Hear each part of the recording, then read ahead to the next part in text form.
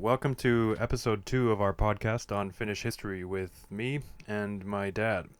And now we are zooming more into the early days of Finland as a country, and specifically, of course, the big thing in there is civil war.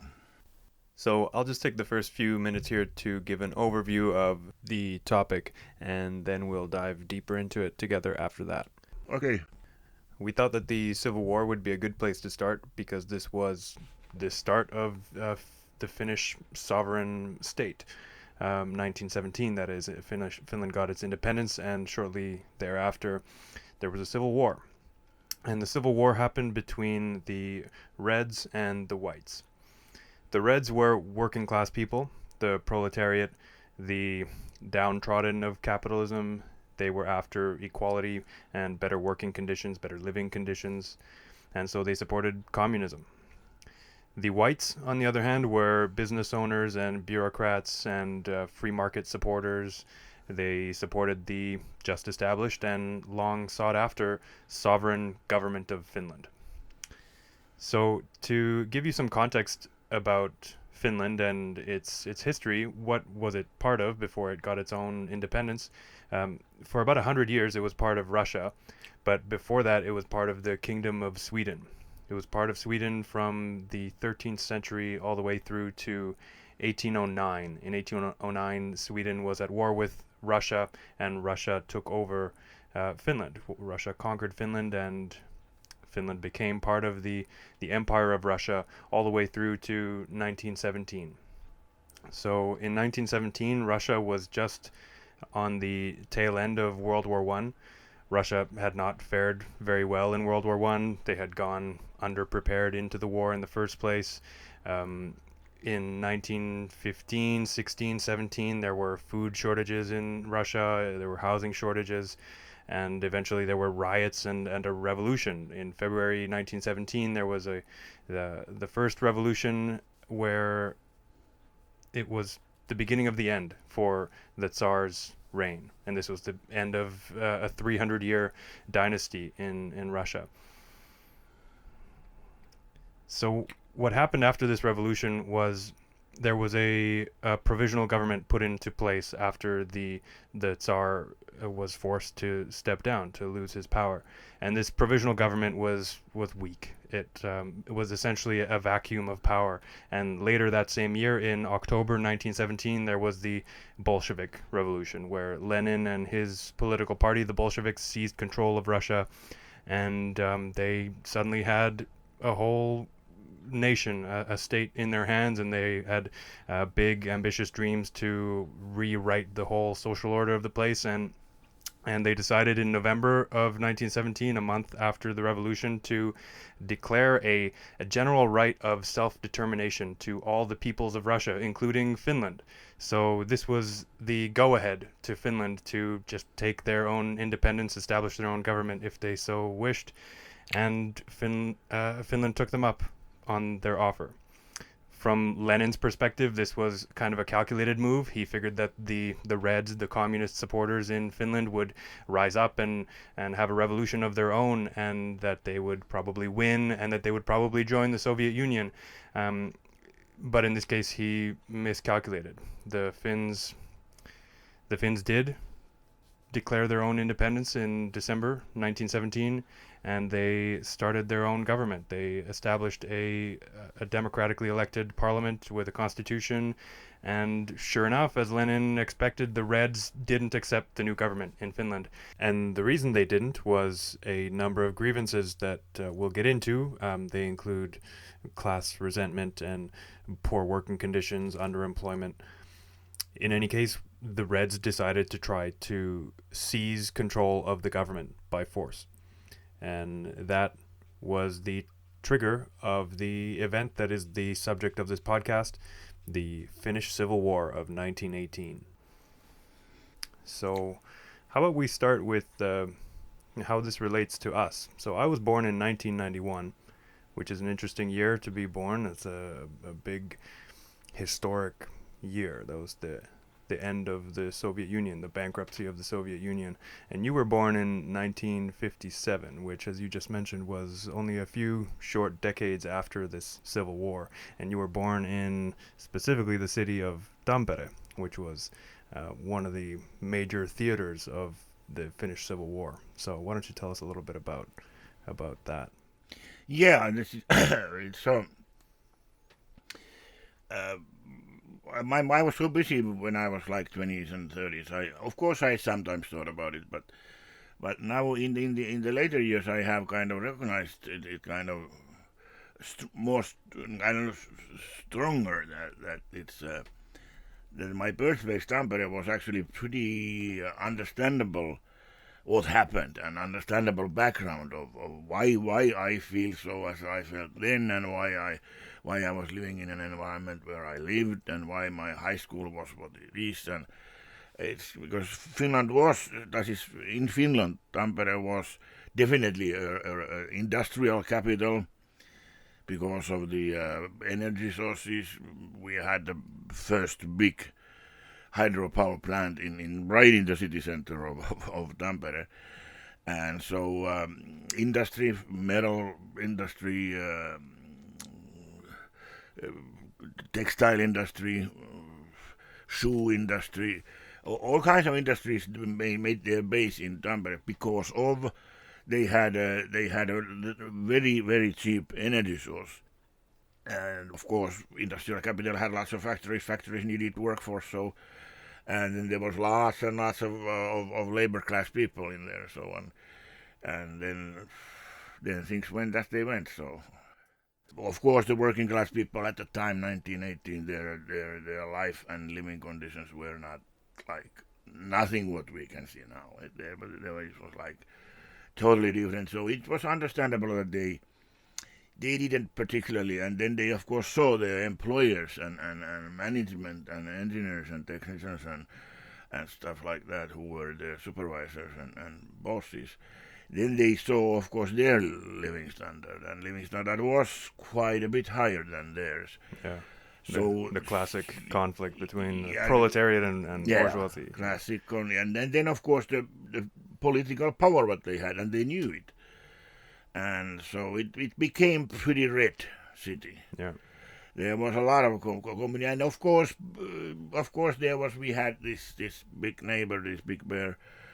Of course they supported some propaganda in when they had their revolution 1917. They of course and Finland was like Finnish border was 38 kilometers from St. Petersburg, which was the capital. So of course Finland had a special attention to Lenin and Bolsheviks, and of course already in the history it was even for Russia and the Tsar. It was not just a country, and so it was. And of course Lenin and the early days Bolsheviks they supported communistic movement in Finland. And of course, it's kind of natural that the Tampere was quite important in there because they targeted, and Helsinki as a capital, but Tampere as an industrial capital. So it's they targeted their propaganda, communist propaganda, of course, to Tampere a lot. So it's natural that it's kind of very natural development that it became a red capital also. Not only industrial capital, but a red capital. So that means that it's, of course, administration-wise, of course, it was still part of Finland and white. But there was a lot of reds and a lot of this rebellion attitude and rebellion, so to speak, spiritual capital. Yeah. And so they of course Tampere was seeing the development in our big bear neighbor, what happened in Russia's last Soviet Union, and of course they were excited about the development, and so that a giant country like that is turning to communism. So of course they had naturally they were communists of Tampere and entire Finland. they saw some kind of, it became their symbol and kind of emblem of what can happen and what. And of course, the propaganda still of course, painted the picture super golden, so that communism is a dream and it's a Yeah. place where everybody should live. And so Yeah, well, in that time in 1917, we hadn't learned the lessons of communism yet. It was a dream, and it was a very attractive dream, but we didn't have the same evidence that we do 100 years later of, well, how the experiment went, and it didn't go well. So that's kind of the sentiment of the Reds, and I think it'd be good now to explore a little bit the sentiment of the whites. Why were so we ended up with a civil war. I mean, that's a huge thing. People that are sort of supposed to be united, but they're taking arms up against one another and having a violent, bloody conflict. So we've done a little bit of work to understand what was motivating the Reds at this point, but what was motivating the whites? whites were, of course, Finland was established. Finland became independent December 6, 1917. So we were a newborn country and we were a free market economy, and Finland was by far powered by entrepreneurship and industry and stuff like that. And of course, one of the entrepreneurship's big sectors was agriculture, because agricultural people who were farmers, they were of course by far part of bourgeois. I wouldn't say bourgeois, but in that sense bourgeois, that they were entrepreneurs. They had their own farms. They of course, they big farms employed a lot of people. But it was, the sentiment was that the farming industry was of course, it was in their interest. But the main thing is that we had 1917, we had free elections. So although a young country, just newborn baby country, but we had a democratically parliamentary elected government and parliament. So it was so basically, and not only basically, but literally, Reds, that was white interest, was to maintain what we have achieved. We have achieved independence, although Lenin gave it to us, but but that's another detail. But anyway, so we had a newborn country in our hands, and or their hands, and it was based on free market economy, and everything was designed by that. So the whole structure of the state was designed by that. Then Lenin gave us independence, fine. And in the spring, then 1918, of course, that then the Reds were so encouraged by Russian Revolution that they took arms to overthrow our government, which was, sorry to say that, which was democratically elected. So it was a rebellion. It was a rebellion, and rebellion usually is a crime. To rebel against the democratically elected government is a crime. So whites were trying to maintain, although a young country, yes, but what had been, they saw Finland not only as a baby country, but they saw it as a years and like 10 decades and decades of work, like even if 100 years, because Finnish cultural circles, like poets, composers, authors, and so far. So they have had this. Their carrying subject was Finland, being Finland, Finishship, and it was by far it was prepared on a spiritual, intellectual level. The being Finnish and being Finland was so cultivated, like through the last century. So it was the 1917 6th of December was fruition of that dream, that it was not born yesterday. It was at least 100 years old, if not even more. And because Russia we were kind of autonomic, but still we were part of Russia, and Tsar was our chief of state, so and we didn't like it.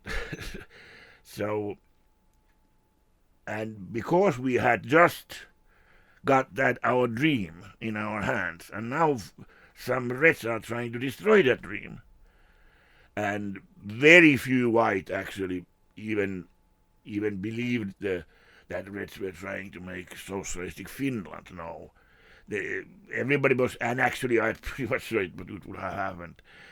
It was seen as a continuance of Russian Revolution, so that there will be no Finland after. If Reds take the power, they will join Finland right into Soviet Union, which I am 100% sure which would have happened, even though some individual Reds claimed the other way, but it's not it's not going to happen. 1970, that would have been 100% sure that we would have been part of Soviet Union. So whites were defending their country, right? Or whites were defending Finland, the existence of Finland, which was a long-term dream, and they finally got there. So I think it was pretty understandable that they were pissed off. Yeah. And of course, and then let's remember, it was a rebellion, it was a crime. Yeah. There was another factor that you were telling me about. So there was this, defending Finland and trying to hold on to this newly acquired dream of an independent Finland. There's also this, and there's also this, as you mentioned, this opposition to a movement that's trying to destroy business, that's trying to destroy the opportunity for entrepreneurship, and all these business people, these farmers weren't interested in that at all. They weren't interested in communism. They wanted to maintain a free market. And then there's this longer history of just a profound hatred for Russians that you were telling me about. Yeah. And you know more about that than I do, so why don't you tell us about that? Yeah, it's as Finland was 500 years part of Sweden, and then Sweden lost the war about Finland, and very important battles in southern, how do you say, Botnia, Ostrobotnia, southern Botnia county in Finland. Yeah. And so, although Sweden but that was the whole dilemma. So it was like there's this kind of Finland party, what was in the beginning of 1900. Finland party said, I think it pretty much clears up the situation and the mentality as it's a part of a poem. It's like Swedish we are not anymore, and Russians we don't want to become, so let's be Finnish. That is very true. So even in the time of like 1700 and so, even in the time of Swedish administration, Sweden gave us kind of market economy and some industrial models and so far. But of course they were still rulers, and they were pretty ruthlessly kind of stealing stuff from Finland. So of course they decided the prices of grain, and they decided the prices of tar, and they ran the Finnish economy, which is not very nice. So, but anyway, they were rulers, and that's it. So Finnish king was our king, and so. But then they had very bad relations with Russia. So Russia, they didn't get along for a long time, and they had very important battles in southern Botnia county, which is the western slice of around city of Vaasa, and east from that. So it was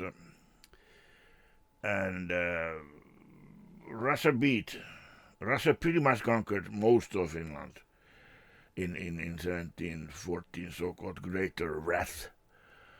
It was a series of battles and stuff.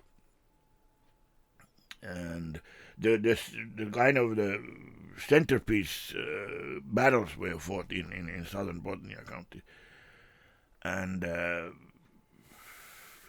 this is a spotty example. Nowhere in Finland, Russians, Finnish people, they never liked Russians. They never loved Russians in entire Finland. But specifically, it grew in the southern Botnia County, and that is because as they won, so Tsar gave his Cossacks free kind of playing ground in southern Bosnia, and then rob, rape, burn, whatever. For 4 years you can do whatever in there, but make sure that they will not rise again.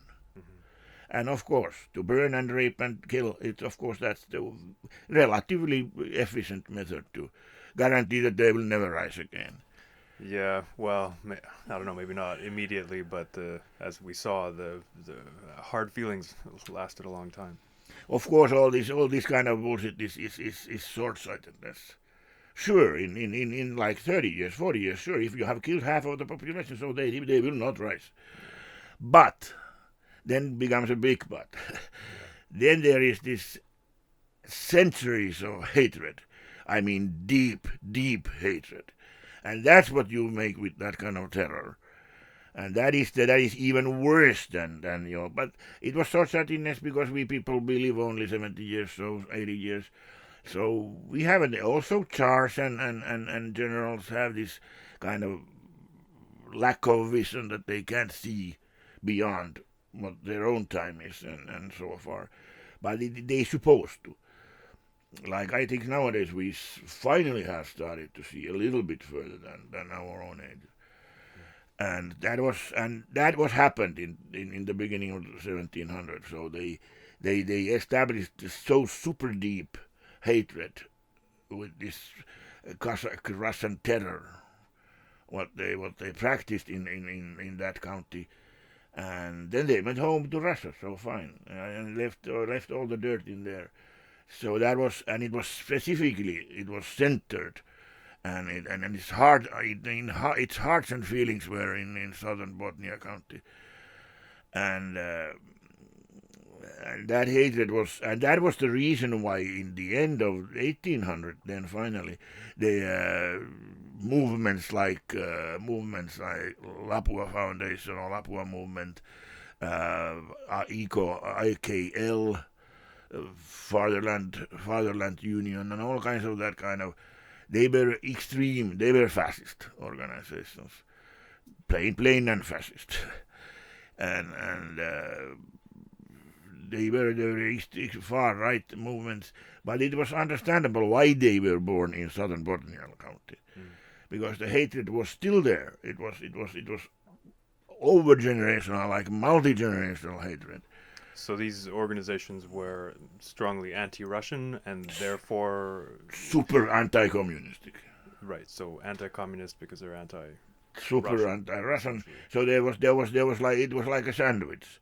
They already hated Russians, even though they were still in feudal country. Even Russia was Russia.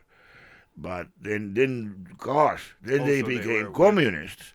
That was even worse. Right. So first they were ultra-nationalists in a sense. They were ultra-nationalists. Finnish nationalists and absolutely hated Russians, and it probably resented the fact that Finland was still a province of Russia at that time. But they were patriots. They were trying to get Finland out of Russia. Right. And then Russia became a communist or a socialist country that was supposedly on its way to communism, as far as Lenin would have described it.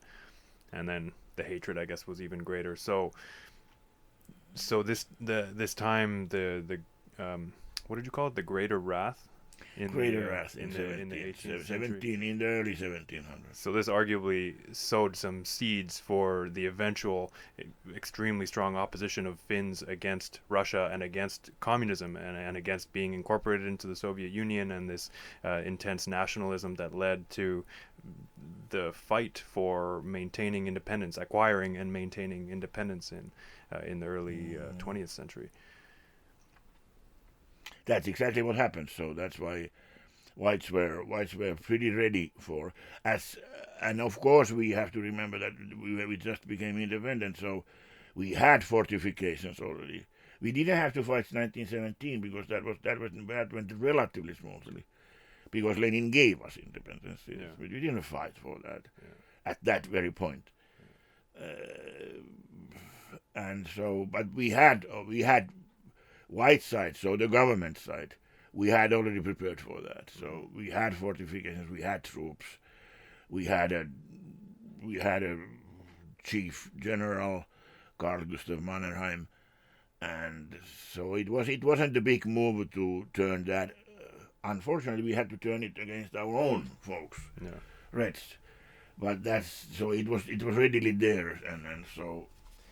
And then I think Reds thought that the government and the new baby country is weak enough that it's easy to take over. Yeah. Yeah. Or then I don't know about that. Or then they kind of lean towards Soviet Union so that they will come to help us. Right. And Well, the Soviet Union had their own mess to deal with.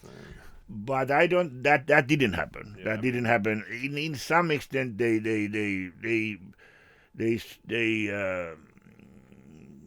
gave us some. They gave Reds some weapons. Yeah.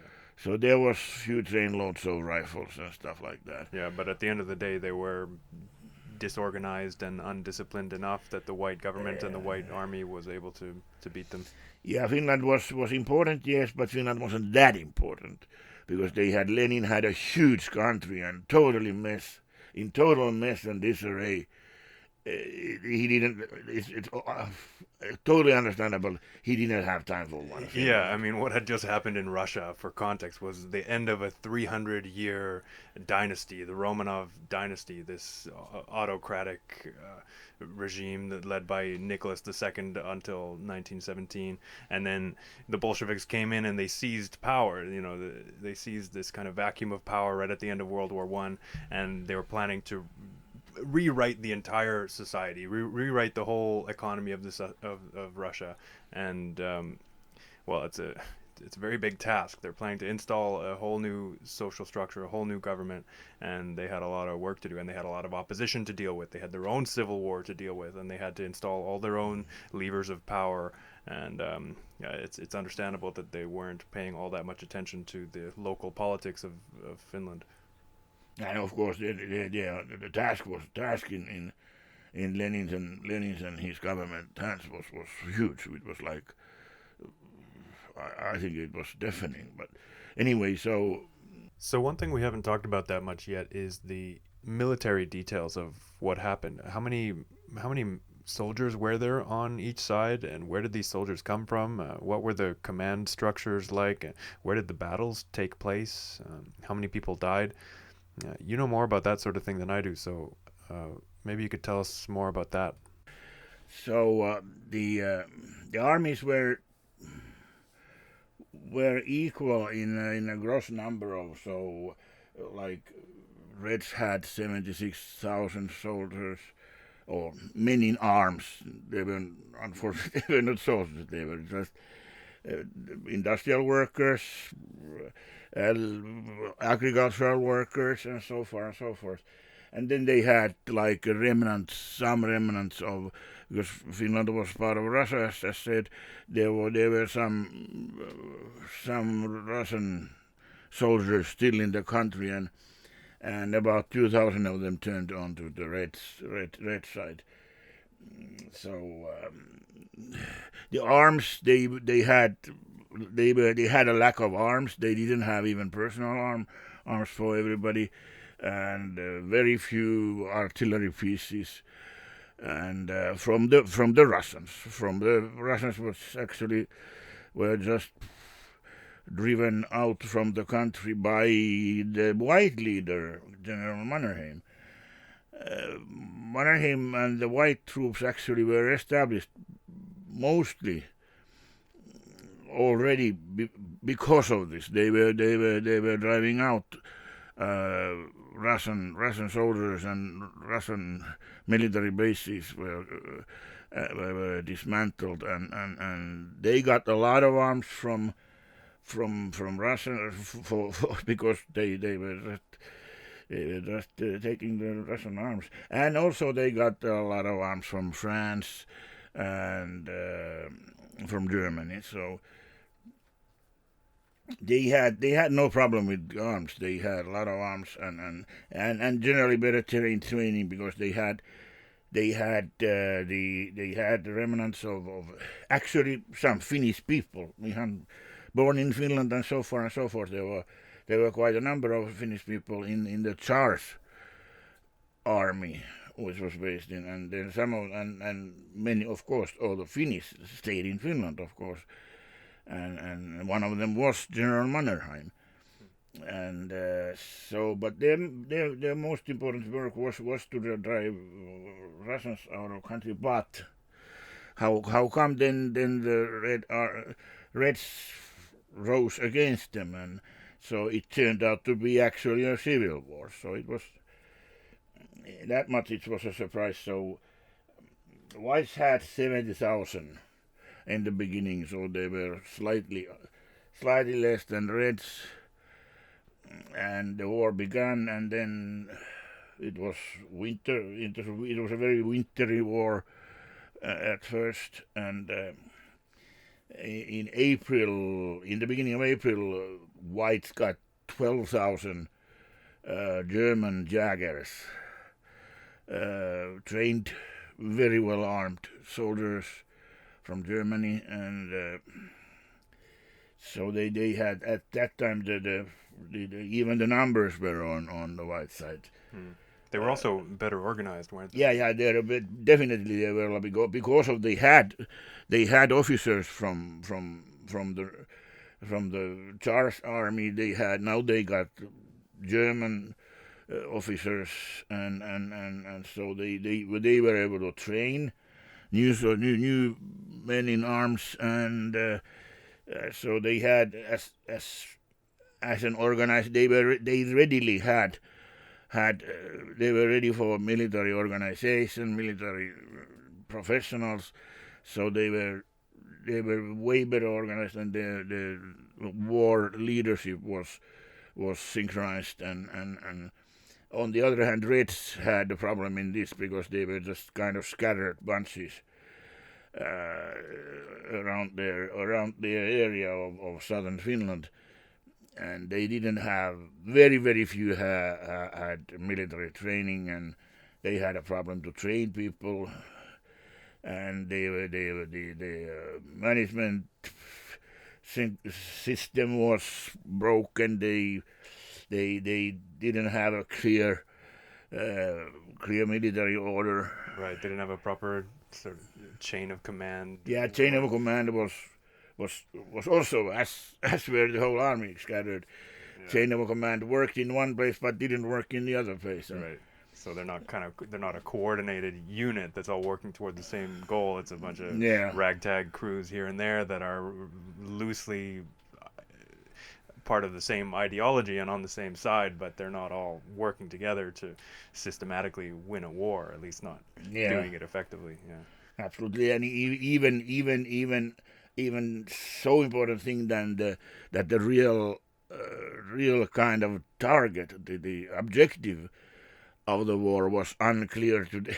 Some leaders had the clear vision, but most of the people on the Red side didn't really have a clear idea what was the destination, what was the objective, what are we doing in here?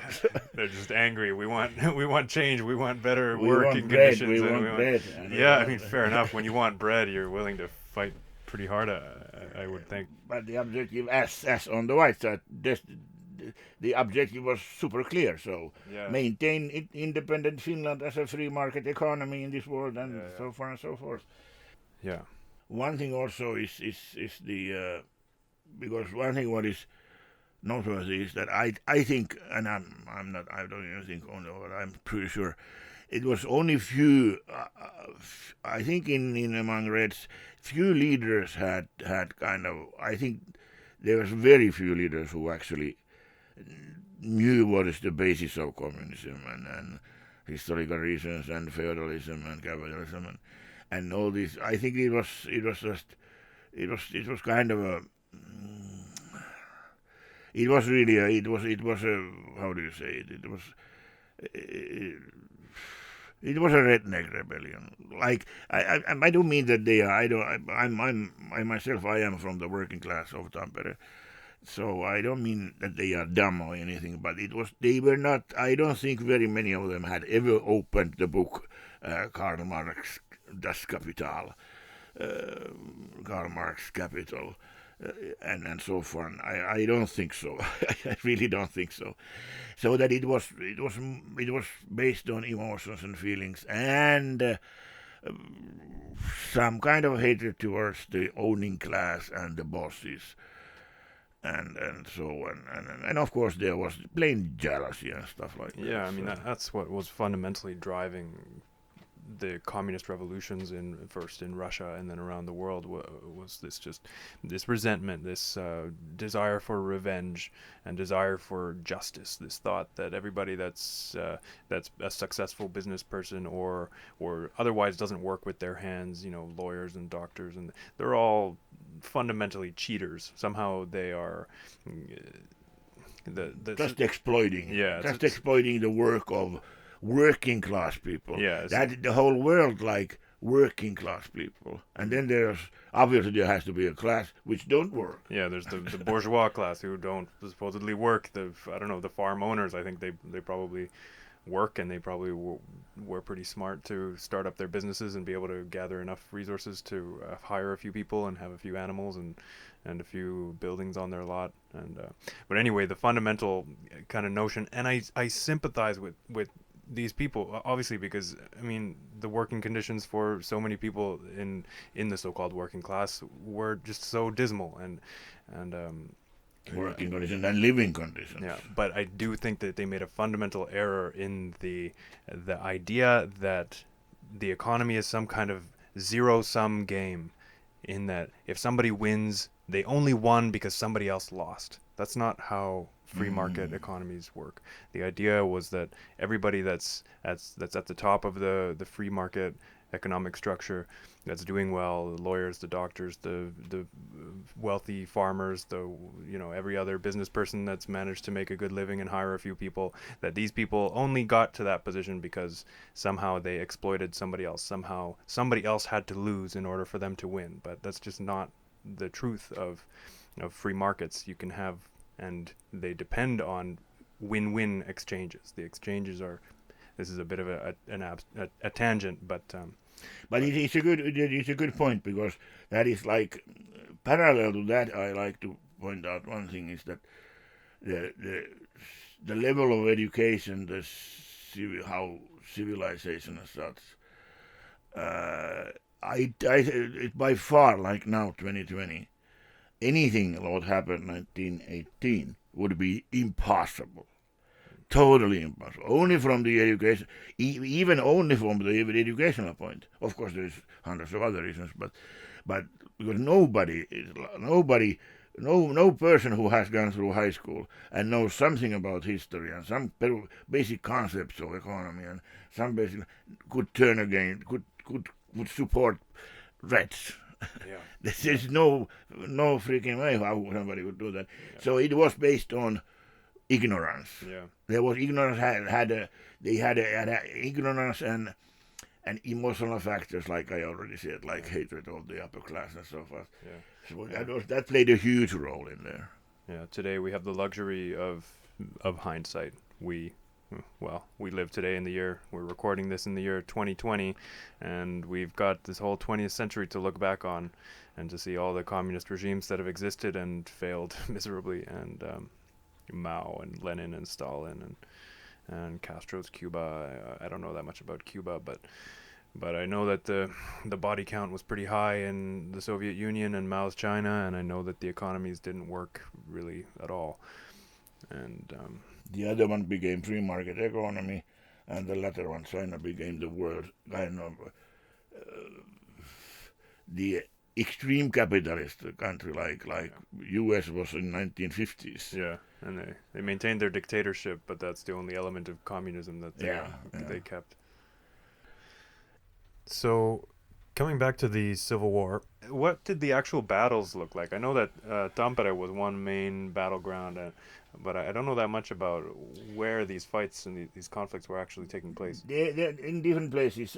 Usually they were concentrated in village centers and in Tampere case in the city center. And they were. It was it was a kind of patchy frontier war. But then on the other hand, what the land what they conquered each side, they still had when whites advanced, there was still red pockets left in the area where they just had trampled on. So and then they had these cleaning cleaning troops who were kind of hunting down these pockets.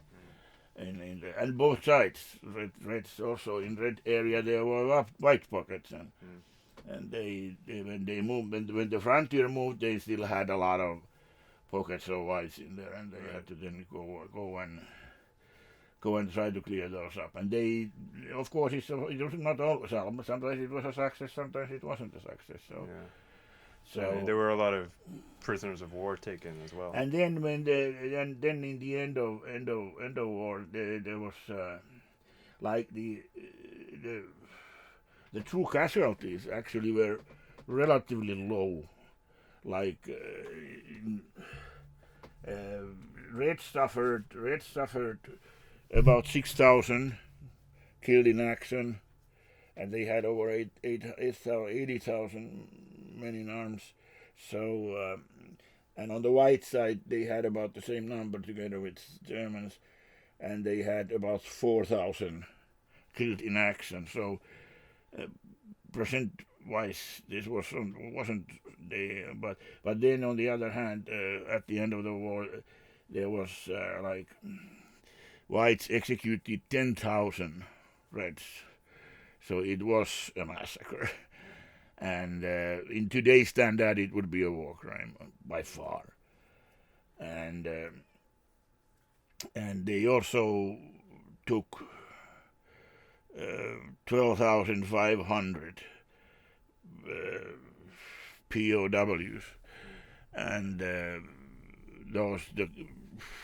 conditions in those prison camps were terrible. So 25% of the prisoners of war died in the camps.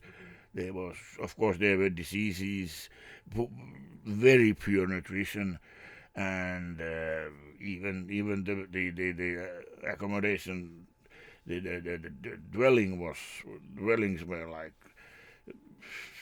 being winter. They were very bad. So in summertime, of course, that's okay, but in winter it was pretty harsh.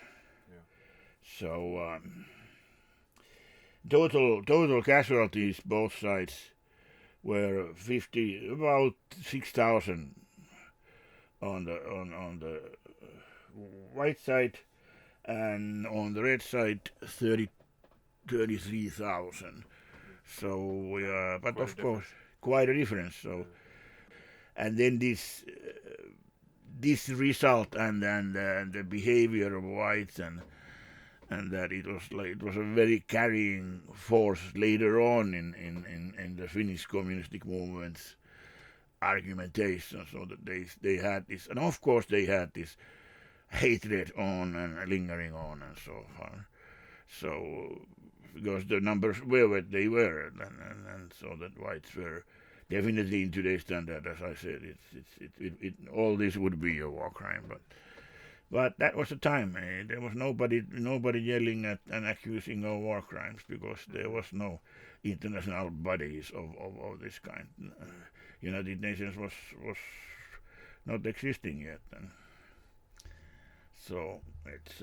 But anyway, as it is, winners win and losers lose. Yeah. So I have one more question for you.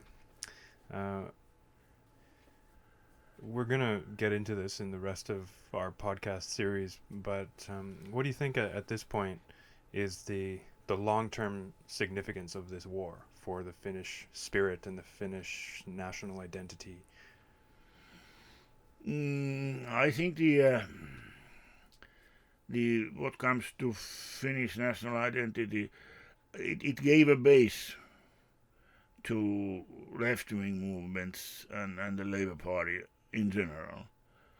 Part of the Labour Party people, they kind of, I don't know, I wouldn't use the word forget, but they kind of forgave the atrocities. Yeah. But part of them, the extreme left, never forgot, and they maintained the hatred of the civil war quite long. Yeah. And